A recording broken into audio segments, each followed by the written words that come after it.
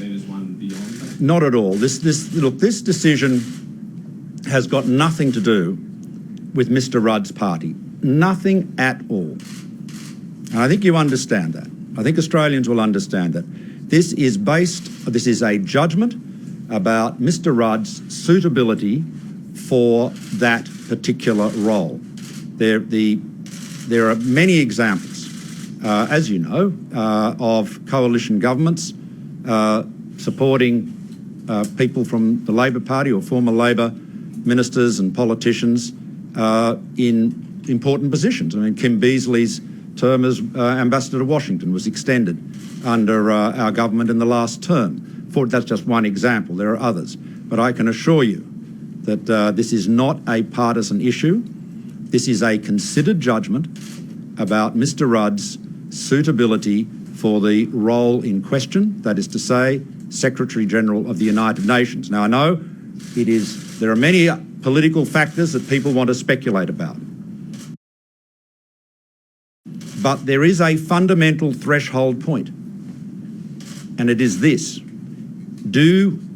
Does the government believe, do we believe, do I as Prime Minister believe that Mr Rudd is well suited for that role? My considered judgment is that he is not. Now, not everyone is well suited for every role. This is no disparagement of Mr Rudd. He is a former Prime Minister of Australia. But my judgment is that he is not well suited for this particular role. You can't explain why he's not suited for the role.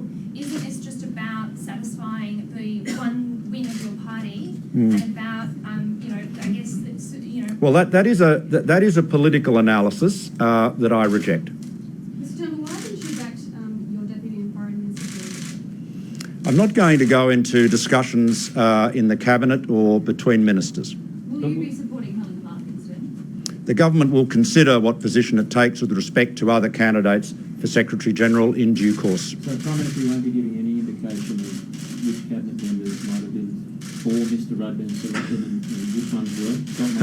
Well, it won't surprise you to know that I'm not going to give you a running commentary on what happened in the Cabinet room, but I congratulate you on your sense of optimism in making an inquiry about it. Now, just one more question, please. Just on the Royal Commission, Matt, what do you say to the comments from the opposition, from various Indigenous leaders, that they feel there wasn't enough consultation, that their views weren't taken into account? What do you say to that? Well, the Royal Commission is established to take all of those views into account.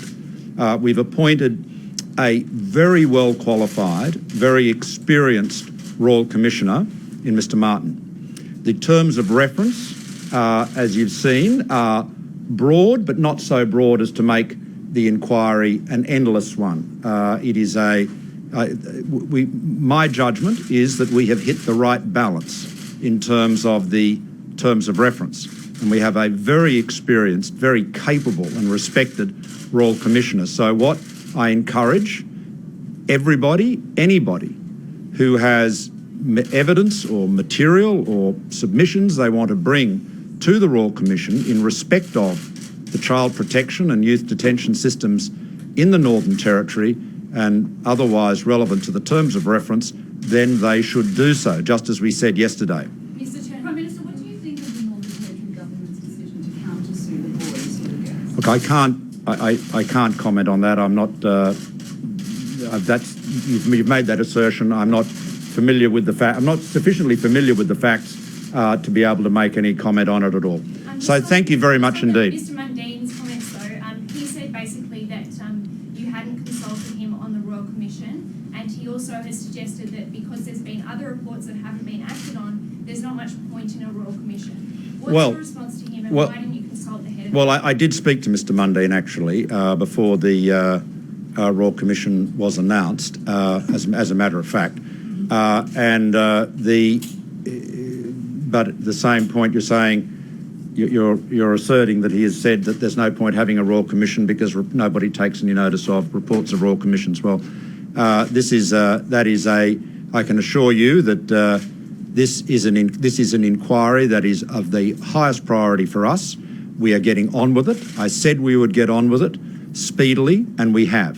And we have appointed an outstanding Royal Commissioner.